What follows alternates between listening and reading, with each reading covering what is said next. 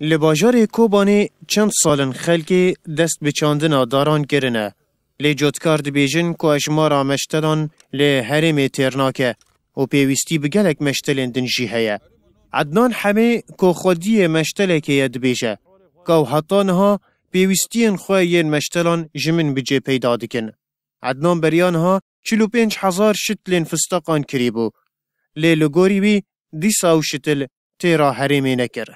هی سال 6,000 فستق چان برای سال چونی مفاوق دهوان زیتون دهوان یعنی انواع چیچک فواکهی دهوان بس مهی سال منی ملت پر فستقان اوت که بس چرا فستقان من دور 45,000 من چو خواه کری در و دا ملت و دیسا کافی نمو یعنی کافی ملت نمو کوبانی سه چهار مشتلانه که کوبانی ناکه کیفای کوبانی تنه ملت مجبوره داره ممجه هجار داره ممجه مثلا وصلات حق رأي ملت موكله داره موكله خاطر داره ورتینه یعنی دوبی ور کلفه ای سال داخواست خلکی کوبانی لسر چاندنا داران زیده بویه بوی رژی روبرا گنم و جه کیم بویه خلک جبر داهاتا ویا باش به تایبت بری خوددن چاندنا دارین فستقانه تنی دمهن چلیه ده 506 جدکارین کوبانی داخواست چاندنا 120,000 دار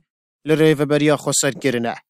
سال چونی چیش کردن بون بس هیچ که هم بر دلار رو بو آواناج دستین نول کو باج ما روته اوج چیش که واجی ساعت که زیرا کرده کو نول کو قیمت پری سوری چی کی او بیا دور 10,000 کی فرق کرد هر داره که دور 10,000 فرق کرد.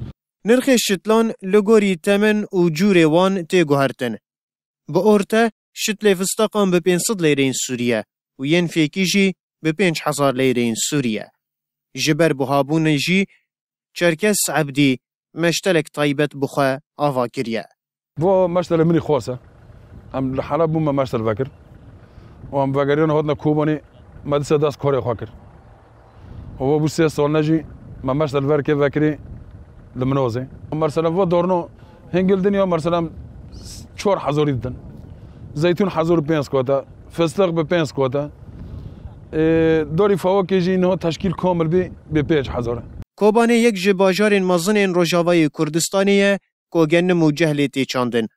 ده سال داوید جی خلک دور بر خدانه چاندنا داران.